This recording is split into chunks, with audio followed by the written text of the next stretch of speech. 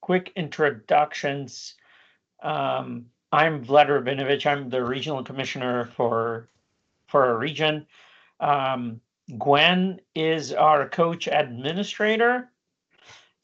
I'm looking. I don't know if Chris Hill will join, but I think he's an understudy for Gwen this season, and hopefully will be helping out quite a bit throughout our season. We have a few other board members that are here. Marcel Cotman, he's our treasurer. I'm looking around. I don't know if Wilson will join, but many of you have seen all of our board members on the field.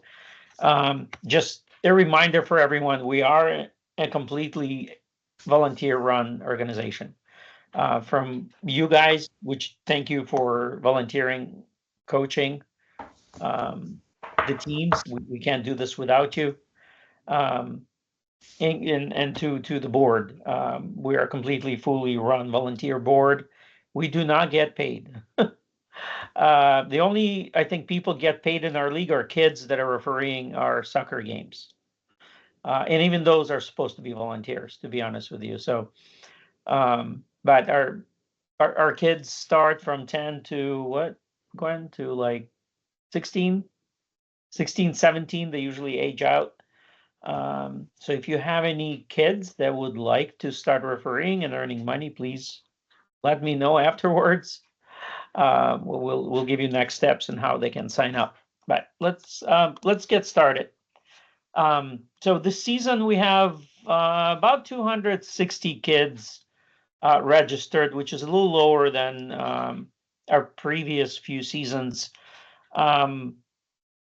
We still have quite a few coach volunteers, and again, thank you for doing this. We are the largest volunteer-run sports organization in the United States. There's about 110,000 of you nationwide, and we have about 350,000 kids playing with AYSO across the United States.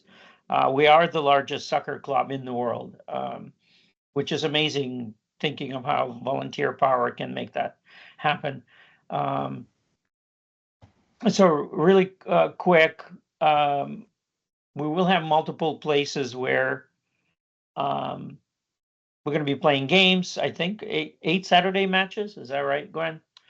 We're going to be doing this for 8 weeks. There's a 2-week break during April. I think the 4th and 11th we're off, and then we're going to resume again the following week. We're still working on posting the actual schedule dates for your practices into the system. They're not in there yet. There's a reason for our hesitation. We have a few coaches asking to change practice days. And if we export everything from our system and import it into Mojo Sports, we will have to redo everything manually. So that's slight reason for that delay. The dates are set. We'll show you the website where you can find that information. What we'll go from there. Gwen, that's not the updated slide deck. No, it's not. It's okay. That's all right. I can take you through it. First off, I'm Gwen Lang. I'm excited to work with you guys. I actually have kids who play. They're just not playing this season because we're overstretched. We're doing spring baseball, but you'll see me on the fields, and on the pitch, on practice days, but then also some game days. I have a first call out. We had a first day of practice. So Nate, you were there. Joe, I think you're on. Let me see who else was there today. Gwen, someone from ATU didn't pick up the uniforms. It's probably my misunderstanding, but I didn't realize there were 2 teams, 2 coaches there, and only one of the coaches got the uniforms. So feel free to drop by the pavilion any day this week, and we'll give it to you. If you don't, we'll just bring it to the field on Saturday. Justin, I think you may have started. That's okay. You may have started practice today. Huge kudos to you guys to just like flex in, especially on the first day. It's always the first week, the first 2 weeks, we're always working out a few kinks. Kids are moving right practices, or asking for that. We've got some schedule conflicts or this or that, the other. But for the most part, really appreciate everyone leading in and helping make a successful first week.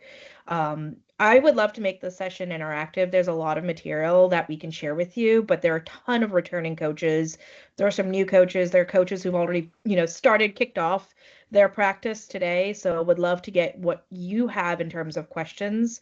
And then Vlad and I can like speed through some of the material because you can look at it afterwards.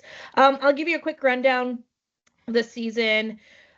Registration numbers were a little lower, mainly because baseball is the big season. Spring is the big season for that sport, and I know in Grand Park those numbers are quite high this spring.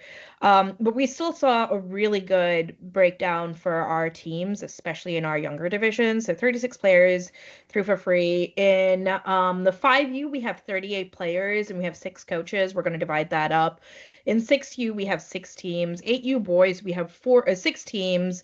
8U girls, we have 4 teams. And then the rest of that is updated with 4 teams and 10U boys, 4 teams upper.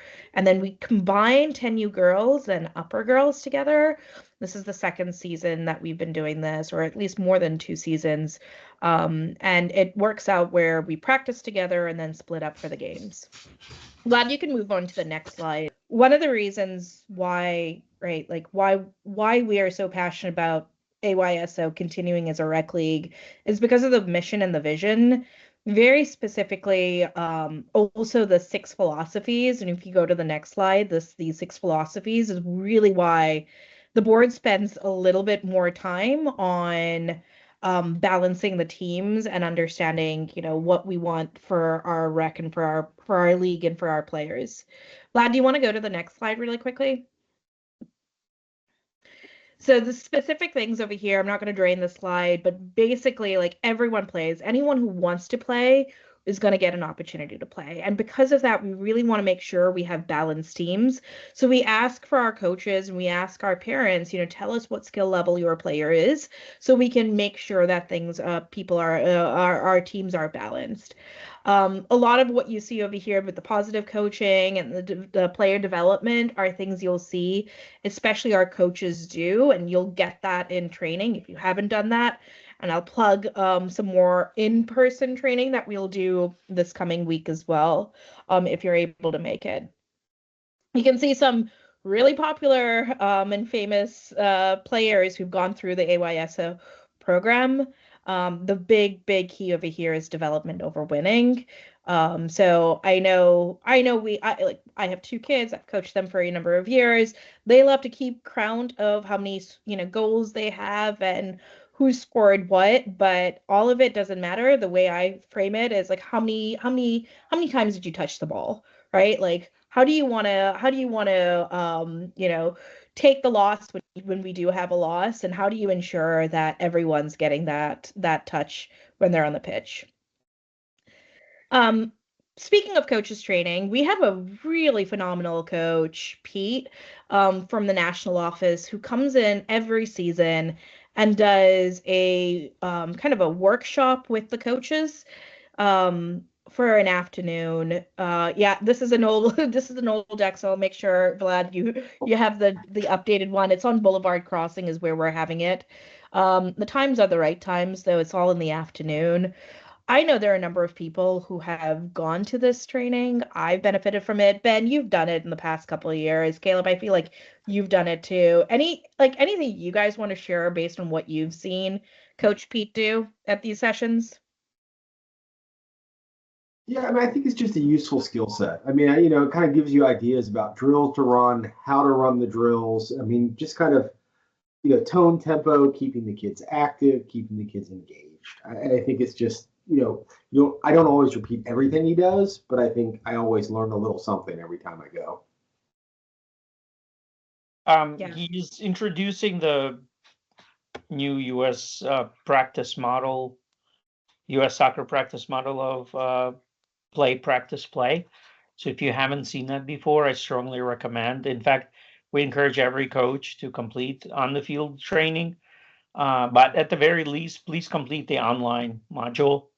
So at least you have some idea of how AYSO programs run, what the practice sessions look like. He'll cover all that in person, and it's much easier to receive the material. But there's a prerequisite that we ask you to complete, and it does not take too long to cover 8U or 6U or 10U or 12U coach training program on AYSOU. To access it, you can go under your account, and you should see a button under your name that will take you to AYSO University. And under there, you will find coach, under coach section, coach training, specific to your age group. If you have any questions, please feel free to reach out. We'll gladly automate that for you and add it for you if you'd like. It's just some of you have already completed it.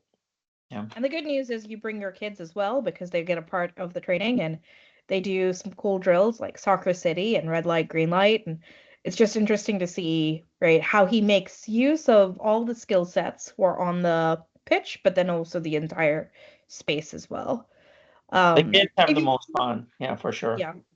If you aren't able to do that, though, there are specific things you are required as part of a volunteer to do. Most of it you've already probably got notifications on, but these are the specific certifications. You know, I would suggest to knock them out one day, one Saturday, right? And a lot of it is just to make sure that one, the league is compliant, two, you are compliant, in the world that we live in right now, to make sure that everyone has the right certification so that they can be on the field with our young players, as well as just for health and safety reasons. There are a couple of people on the board who do check this. So if you don't have it done, they'll ping you and say, "Oh, can you make sure that you have these done?" Vlad, I know you're specifically highlighting the risk status, or risk status green. It's if you've done some of these trainings, right, you might just have to refresh it and then it'll be green. If you haven't, they want to make sure that you have all of these things done.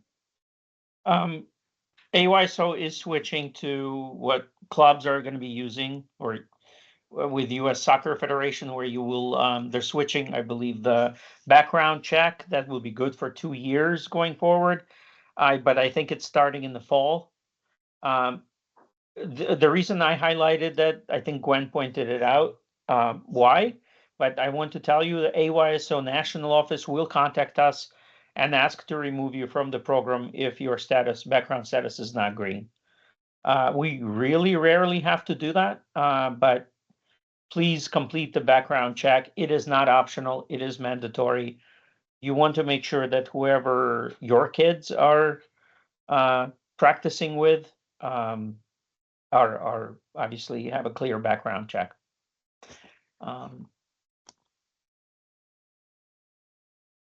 There are a couple of main announcements we want to make sure, right? So this week and next week are the first couple of weeks of practice. There is a game on Saturday.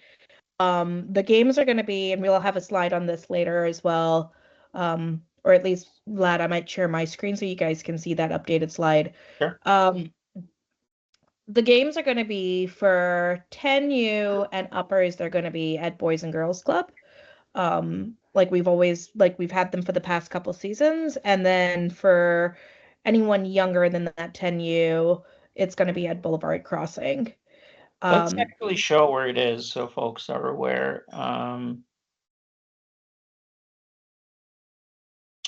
When you log in, the second rotator image is the spring practice schedule.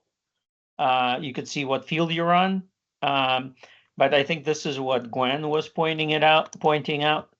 If you're 8U or lower, you're in Boulevard Crossing. If you're 10U or higher, you're at the Warren Boys and Girls Club. But the game schedule has been released. You should see it under Team Central, which is right here. When you log in, you can actually see your team directory calendar, and posted schedule is what I was referring to. So if I'm coaching particular team, I would be able to see the schedule of the games. Gwen, did you say you wanted to switch to another slide? No, that's okay. I think having that real-time walkthrough is helpful. some of the other things that we have in here are just as you're getting prepped and ready to start your practices, there are just a few tips that we would share to be an effective coach. So here is a couple of things. If this is your first time coaching, this is just to help streamline and make it easier for you. Want to make sure that you have a welcome to the parents of your team. There are a couple of sample emails that we've had done some success in the past, so we want to share those with you if this is your first time coaching. I know there are a lot of returning coaches, so I welcome you guys to hop off mute and share what has worked for you as well. We'll go over a couple of things for your first training session, how you want to set that up, any pre-game preparation before and after the session as well. How you want to handle those. So if you go to the next slide, the first thing that we want to do is really just set up that email. I shared a couple of welcome emails in that link, but then the most part is like, introduce yourself, make sure that you share what you want to get out of this, introduce yourself, your team. You're welcome to add in some of these bullet points as well. But the key is like just making sure that they're welcome, making sure they know who you are, giving them your contact information, and then definitely recruiting other parents to help. So that it's not all on your shoulders. Most of the time, right, parents are really willing to step up, especially to help with the snacks, to help set up, and with the assistant managers as well. I'm going to open it up Sorry, I wanted to to. point out there was one thing I didn't do for the coaches. Historically, we sent you who the team parent that signed up. I didn't send it in the roster primarily because if team parent is allocated to a team, they're considered volunteer and have to do the same, all the requirements that the coaches need to do. Background check, sports, safe sport. So we stopped allocating them because they're not really dealing with kids. They're dealing more with coaches or sending emails. So I will try to send you guys who signed up so you at least have a list of those folks that actually offered to help, but you just don't know about it. Um, Hopefully that will help as well. Sorry, Gwen, go ahead. No, all good. For the returning coaches, anything else that you guys like to do that you found successful in setting up your first week or first couple weeks of practice?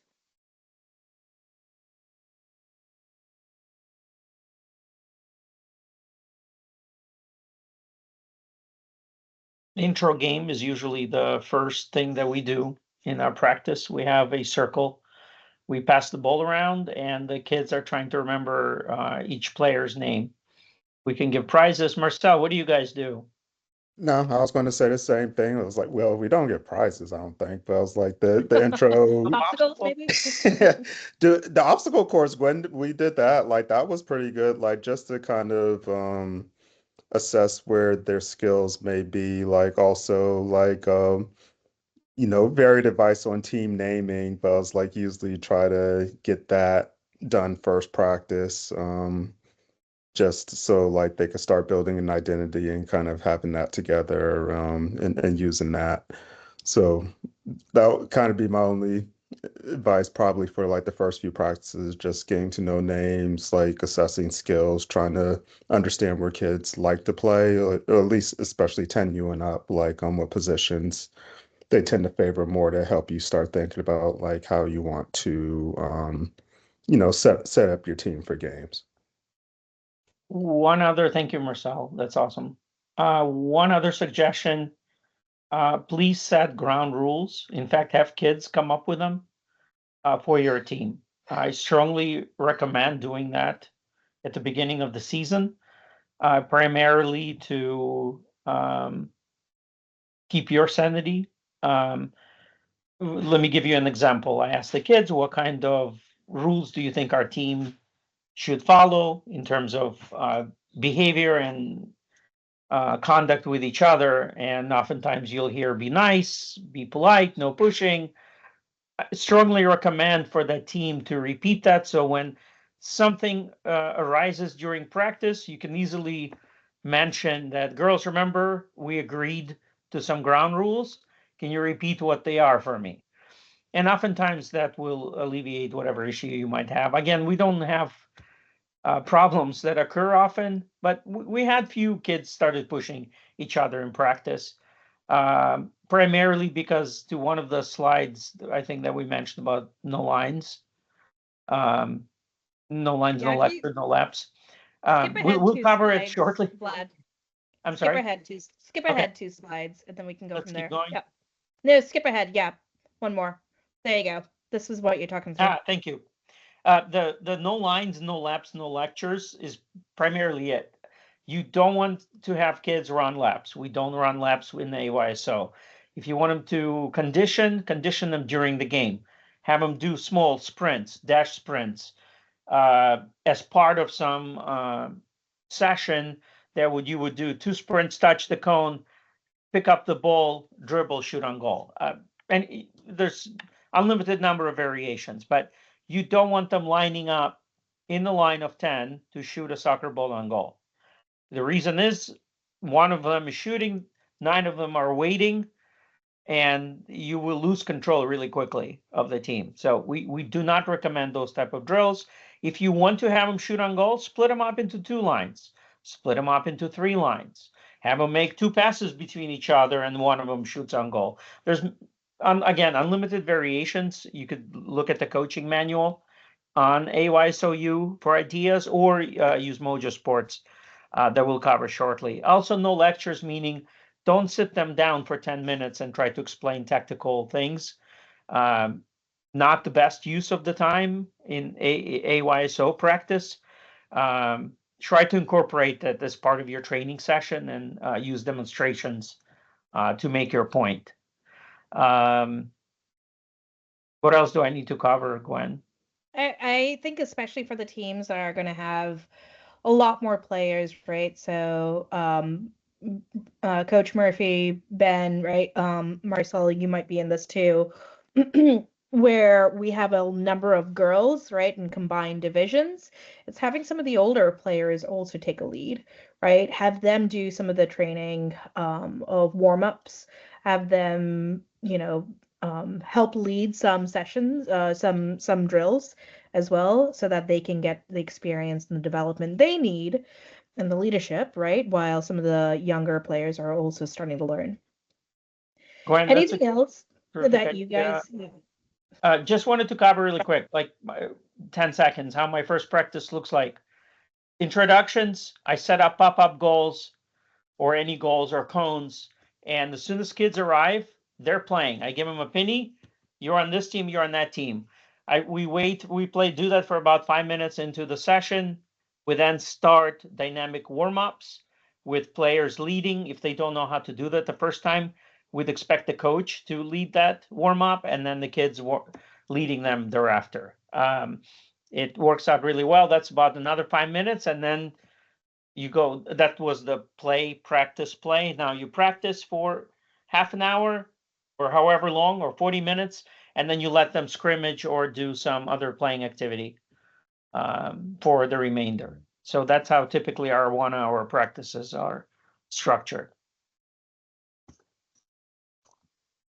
Okay, I know we are midway through, and we've got a little bit more information to share with you. You may be curious about uniforms, Sterling. I saw your note.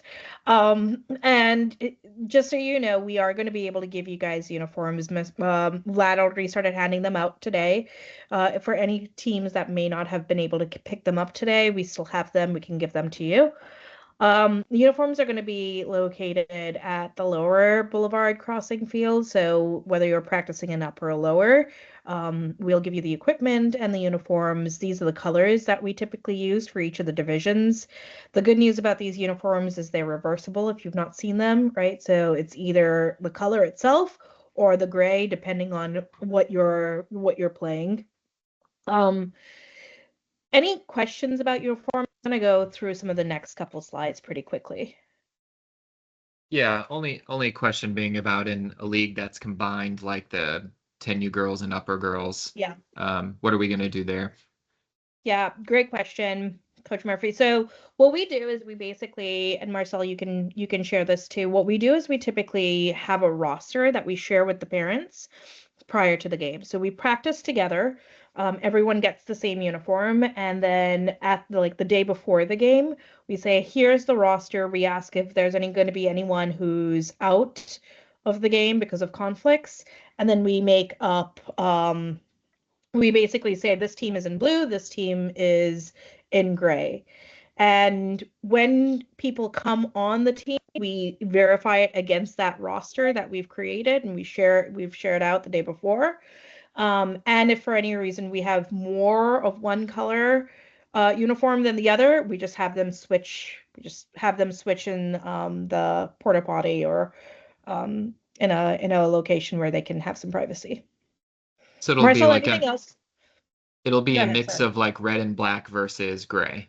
No, we'll give everyone blue uniforms, so everyone will be in upper uniforms Okay, for your team. That's Yeah. reversible, so it's dark navy or gray. got it. And Yeah. Okay, we And I think for recommend Brandon, using- you're moving from like the light blue, you've kind of skipped the red, right? And you're going straight to the dark blue for you, right? So yeah. we'll just have to talk through that we offline did. for So anyone. we basically, anyone that we saw in 10U division, we're just giving them that uniform. Even if they said we're going to reuse, we're not charging them. We're just giving them that uniform. It's not their fault or problem. So our league just decided to do that for them. Sorry, Marcel, our treasurer might not have known that yet. But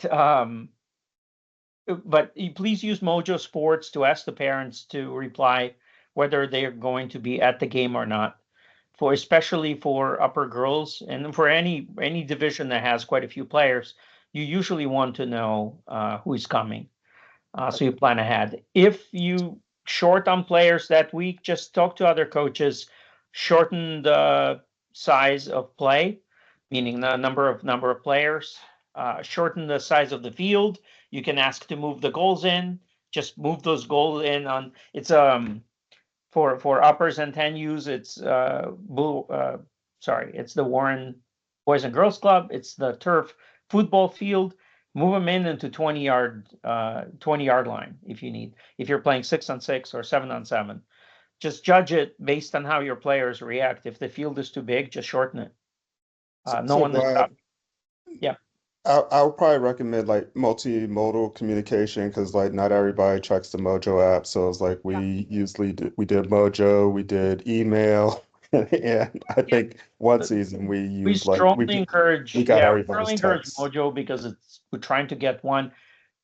Good news is that we're switching to a more state-of-the-art platform, like all other clubs are using Playmetrics going forward. We're supposed to pilot that next season, and it will eliminate this entire need because everything is in one: registration, coach session, planning, communication. Everything is in one spot. You don't have a choice. So it will eliminate that problem. So for time being, Marcel, what do you recommend? Are you Well, saying no, I mean, I was going to add to is like maybe one of the pitfalls of like the current registration system is that it only has one parent, and so like sometimes when there's two different parent, they live in different places, like that can be tough. So it's like that's the only recommendation is like just plan multimodal. That way, like you're gonna get some people who are absolutely on it on Mojo, and then others that like will either send a text the day before or they'll shoot an email, be like, oh, like we won't be here. And so that's the recommendation there. And like I think we ended up having a pretty decent system for upper girls where it's like, trying to work with the coaches to balance the teams because like, it depends on who shows up and who doesn't show up. Like sometimes the games can get a little lopsided and like you just kind of readjust and work through it. But like that would be the recommendation there for the big combined groups. Yeah, thank you. And Marcel, I don't know if you guys used, but under Team Central, you don't have as many menus. I'm just signed in as administrator, unfortunately. So I had to click a few things, but you do have access to rosters. You have access to calendar that should show you all of the games that are scheduled. Parents will receive game notification reminders via email automatically. Practices are not on here because we are using Mojo Sports. I don't know if that's a good thing or not, but what I did want to point out really quickly before we move on is that the email part, you can email the entire team.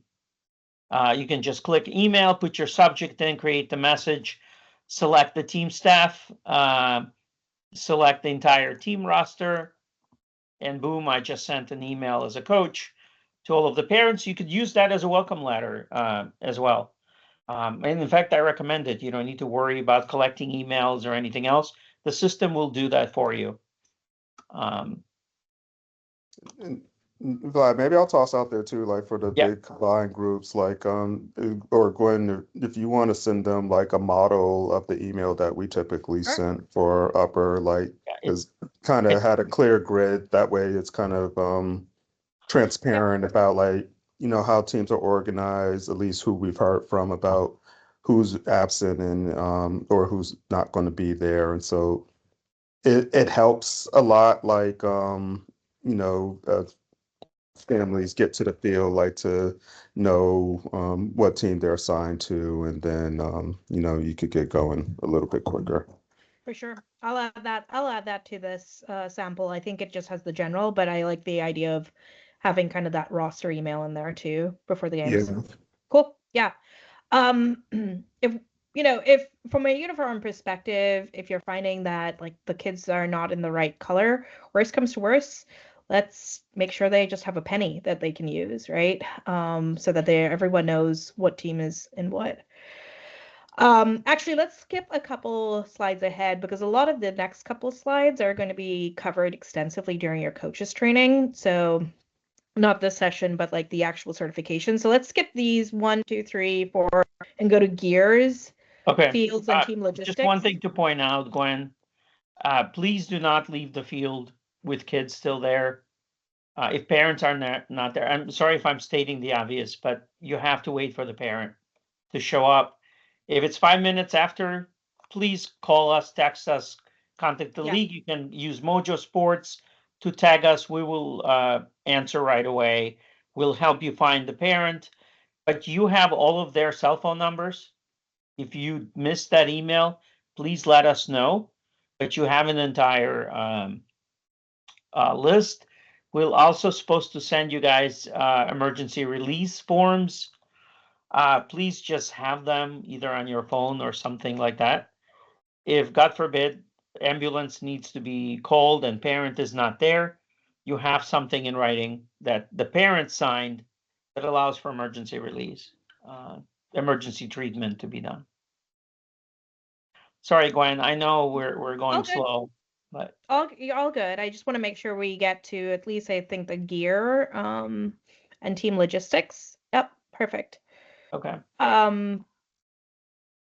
I think the big thing apart from coaching is making sure we have the right equipment so you guys are successful with it. So good news is that for each of the practices this week, we're going to be there. So you'll see Vlad, you'll see myself, you'll see Chris Wedge. He's our equipment lead from the board, and he's going to make sure that every team is set up with a bag of pennies, cones, a first aid kit, soccer balls for the right size soccer ball for your team, and gloves if you're in goalie, pop-up goals if you're in some of the younger teams. But all of that can also be accessed through this Google form that you see over here. And you just need to share with us what specific equipment that you need to use. Part of this is also sharing with us what you would like as your AYSO swag. Vlad mentioned that at the top of the session, all of this is volunteer and we have very little to thank you with, but one thing that we do have is some pretty neat swag. So definitely make sure you take a minute to look through what you would like, and then from there we'll make sure you guys get it. It'll likely come closer to mid-season, but want to make sure everyone has that.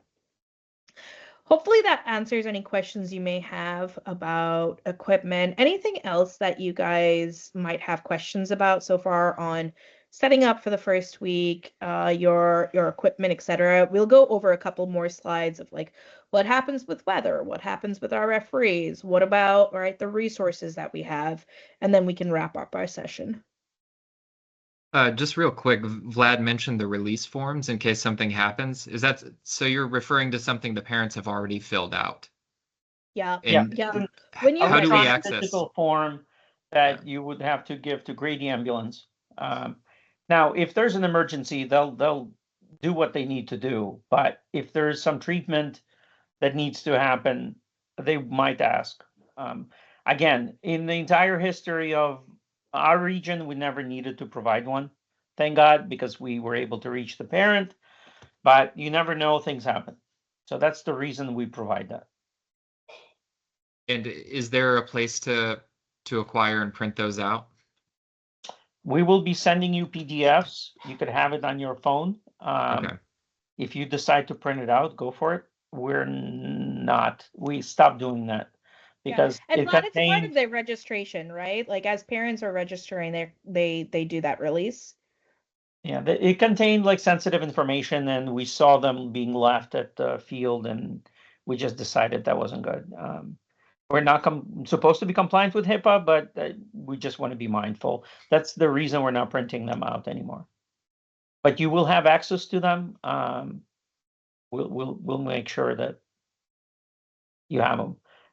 If ambulance arrives, you can show it on your phone. They can take a picture of that if they need to. Go ahead, Gino. Hey, so you mentioned it just now, but what specific equipment do we need and where can we pick it up again? Because it's Monday and Saturday's coming soon, so. Yeah, I hear you, man. So if you go back to the previous slide, I can share with you. So we will actually have all the equipment at the field. It's going to be Boulevard Crossing if you're practicing this week.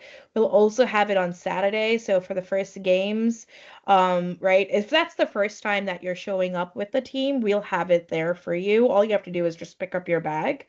And if you are missing anything, then you can, share with us in the Google form what you might need. If you go ahead and complete the Google form, that's fine too. We can also always just make sure we are ready to have all equipment, but we also use that form as a way of tracking our equipment by the end of the season. We'd ask them to wait till they get the bag, because that way we can know my bad. what extra things you're missing. Because otherwise we won't know if, did we already put that in the bag? Did you fill it out before you got it? But please, afterwards, after you get your bag, do fill it out regardless, because we do want to know what swag you want to order. I will reach out to you if you don't indicate something, just so you perhaps you forgot to select it. We do have some extra ones here, but we want to make sure we order a thank you gift for everybody. And Vino, do you know which division you're coaching? It's the 2020, which I think is 6U. Is that right? Yeah. Cool. Yeah. So you'll have all the equipment will be there on Saturday for your first practice/game. But it'll have the size 3 balls, it'll have the cones, the pennies. You won't have goalie gloves, but the whistle and the first aid kit will be in there too. You do want to ask parents in your welcome letter to ask them to bring a soccer ball size 3, because the players are supposed to bring their own anyway. And shin guards, they are supposed to provide that. I recommend it's not technically optional. Kids are required to wear. Now we're a little less stringent, obviously, in lower divisions. You don't see full-on tackles at that age group, but again, they're supposed to wear that. Also, at that age, we start asking for parents to be mindful that there are no piercings or earrings, rather, worn by the girls.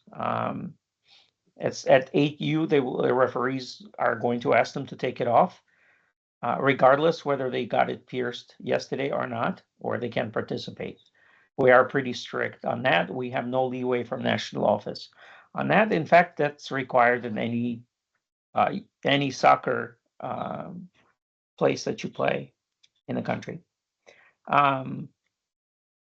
Any other questions that we can answer? I Oh, see. and the water bottle. Sorry, Gwen. And please ask. Water bottle, and soccer balls and shin guards. Those are 3 essentials. 3 things. For practice. If they bring those 3 things, you guys are in good shape. and you'll have the rest. You'll have the cones, spinnies, soccer balls, enough to run a session. If you don't have access to Mojo Sports before Saturday, please email me like within the next couple of days. I'll make sure you get access, or at least send you links. If you really want to see it, and prepare ahead of time, please go to AYSO and download the coaching manual. It has your sessions for the entire season. All you need to do is go to one of the last pages, pick one, and say, I can do this. If you don't like some of the games that they're suggesting, flip a few pages and it gives you an ad hoc choice of all the games that AYSO recommends you run as sessions. It shouldn't take more than 10-15 minutes to prepare. If you have Mojo Sports app access, it takes even less. You'll get about a 1-minute clip of a video of the game, of the practice session that they recommend you do. There are about 3 of them per hour. You probably won't have more time to do that anyway. For 5U and 6U especially, you will have about a 20-minute session that you will run, followed by about 20-minute game, or 30-minute session followed by 20-minute scrimmage or game. For 8U, it's just a game. There's no practice session on Saturdays. But Yeah, BJ, thanks for your question. I saw, we are still waiting on some of the teams settling in before we post all of the teams from the AYSO system into Mojo. And that's because just there are a few things that may need to be, like, they may need to be switched out. So before we do the upload directly into Mojo, we are going to wait maybe a couple, just like 1 or 2 weeks before we I will start doing it because I feel horrible. The coaches need access to it. So we'll to Mojo. Okay. Yeah, I will generate an extract today and import it into Mojo. Okay. They ask for usually for a couple of days to populate everything and then send it out. They will send out, you will receive an email from Mojo Sports with a team specific invite link, and so will all the parents too. If they don't have an email account, they will receive a text message, or vice versa. I don't remember the order that they do that in, but they're pretty persistent. There's 85% onboarding for all of the parents in our league historically, which is pretty high. So you have a few parents that decide not to.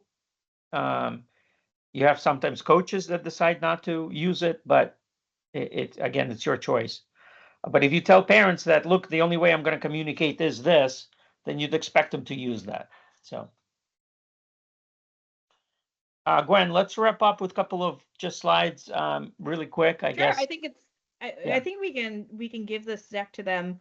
I'll actually try to see if I can give it to you now. But inclement weather, we pretty much make sure that you make the call as coach. You make the call for practices. For games, the board will make that call, and we typically do it like pretty early in the morning, before, like, an hour before the first games start. And the main thing is making sure that we're not playing on wet field, not endangering our players. But for the practice itself, you typically make the call, and you can, if you want to text me, you can put a feeler out to say, hey, are there other coaches who are also canceling because of weather? And I can share what others are doing too, if I know. Sorry, I saw Jeff's hand up. Sorry, I saw Jeff's hand up. I want to make sure.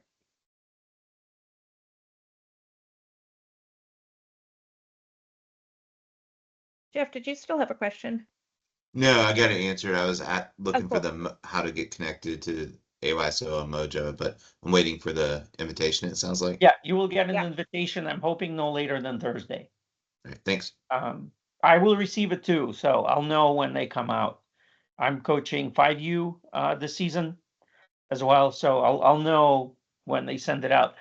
Really quick, City of Atlanta does not allow us to play on wet field, so the field is wet. Please be mindful. We can lose our permit if we violate that. So it's not exactly optional for us. If it's lightning, please stop the game. If you hear it or see it, hear thunder or see lightning, please stop. We have to wait half an hour until there's no more seeing the lightning or hearing thunder. For Boys and Girls Club, if it's raining, game is on. Unless it's super dangerous and slip and slide, but we are not canceling games if it's raining. If it is lightning, we will postpone. Thank you, Justin.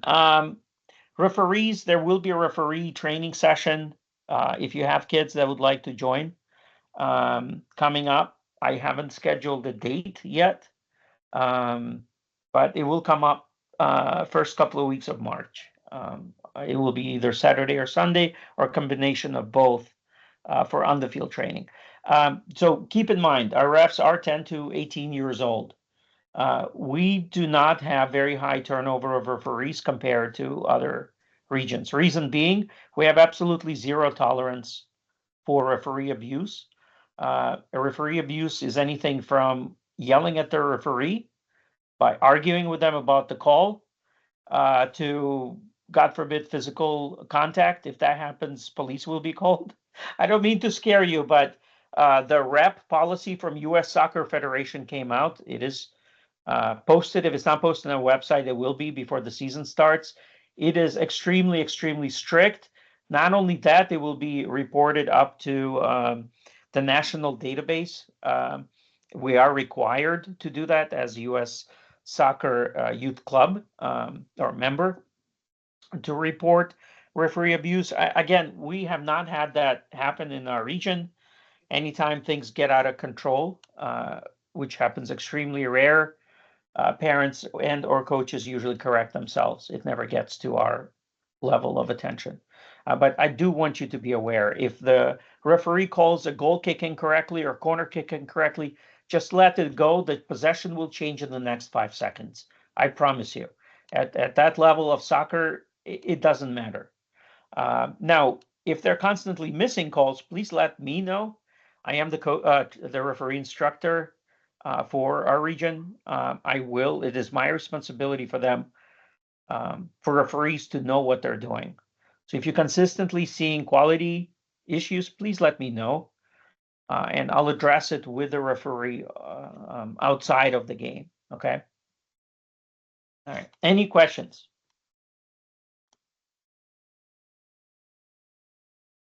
Hey guys, as we're building up our lineups for this weekend, can you tell us how many kids we should plan for on each side? Which age group? This is for uppers, but I guess would be generally helpful for all age groups. Trying to remember, how many kids do you have on your roster? I 12? think 12. I So think I was 12, yeah. I was thinking 9v9, but wanted to confirm. What did we play last season? I think 11 on 11. Full 11s. Okay. Yeah, it Yeah, you depends. can Again, do if so. yeah, go ahead. 9v9 typically has like 30-minute halves and 9v9.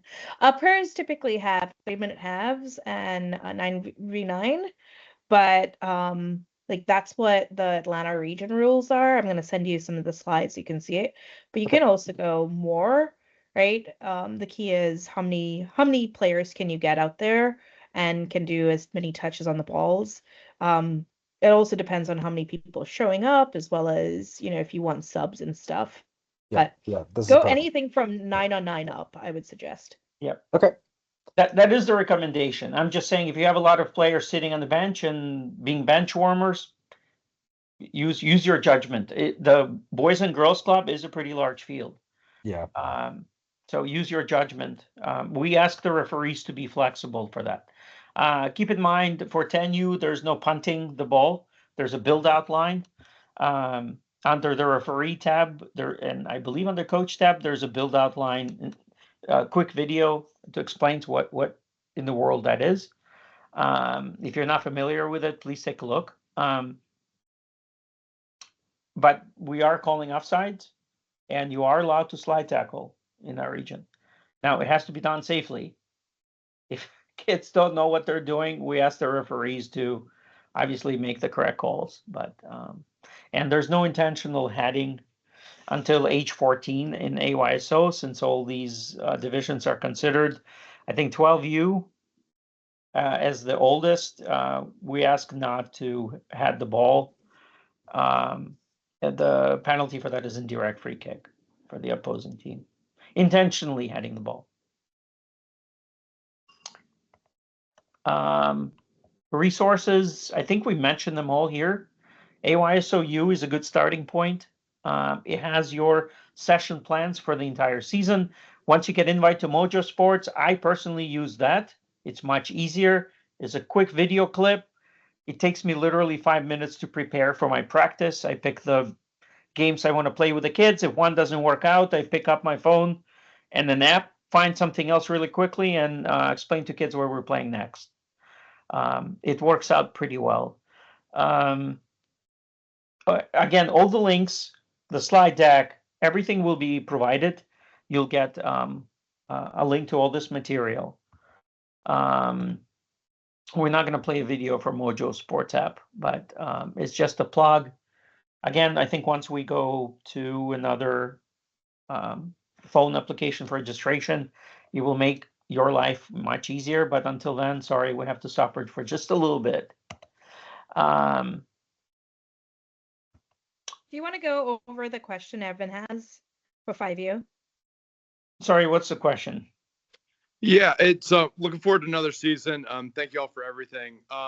So as of last night, I haven't checked today. It looks like there's 38 players and just a handful of coaches, and a very different looking experience than last season. So just wondered if we need more coaches or if things are going to sort out. Just some insight.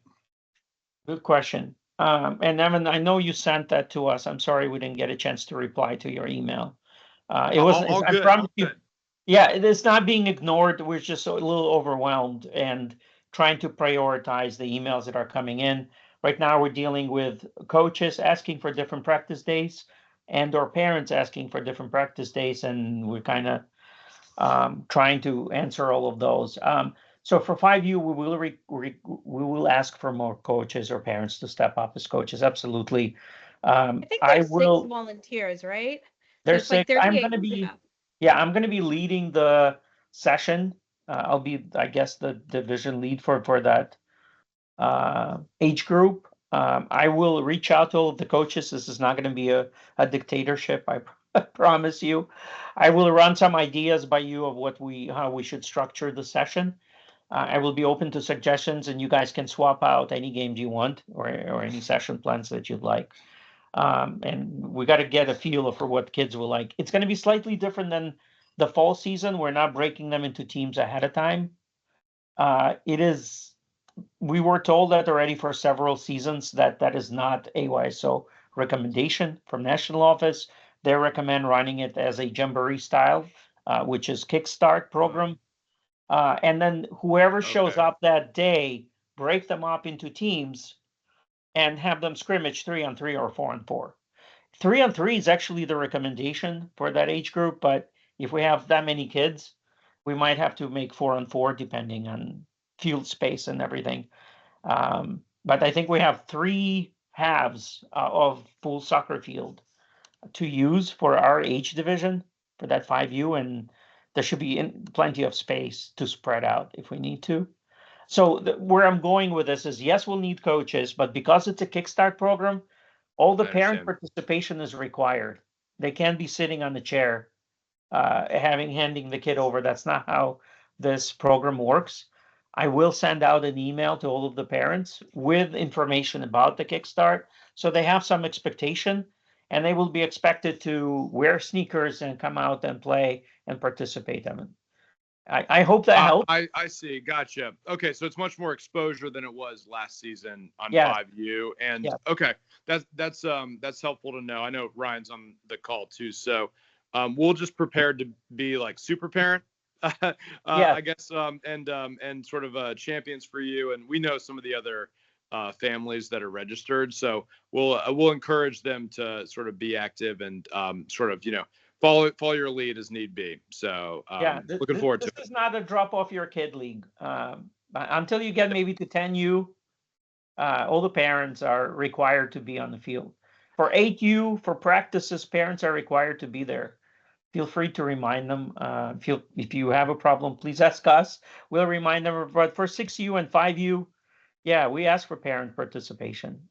Gotcha. And Vlad, when you say on the field, do you mean like literally like out there helping to sort of navigate, or like sitting on the sidelines? Yeah, we're showing the game. No, we're showing them the session that we're doing, what game we're doing. So for instance, we're doing Speedway Racer, where coaches or parents are the car that speeds away, and we're trying to knock the ball while the kids are dribbling within the square.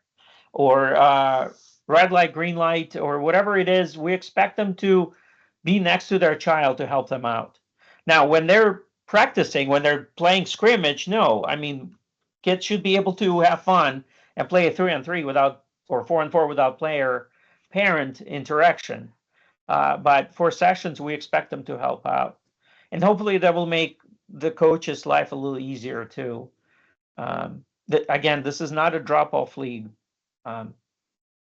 So and I'll be there. So if we see something is not working, we can pivot. But it's slightly different than how we ran 5U last session. And by the way, that's how it always was. Marcel unfortunately dropped off. Oh no, Marcel is here. Marcel was the coordinator and running 5U before, and he was like one or two coaches with a lot of kids, with like 30 kids. So I think 6 of us will be like super parents, and then we'll recruit other parents. And in fact, some of them will want to sign up as assistant coaches as well. And we'll offer that. That all sounds great. That makes tons of sense.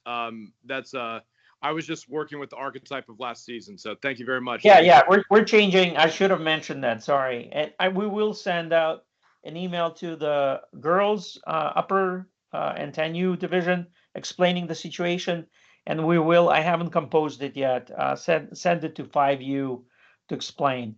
6U, the 2020 division co-ed. No, that's running as a coach and players already.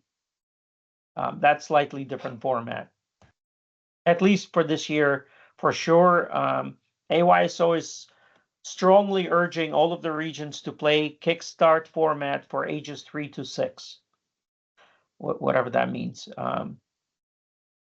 So that's their recommendation. We sometimes take it, sometimes don't. But again, as long as players are developing, which we know they are with AYSO program, we're going to continue doing what works.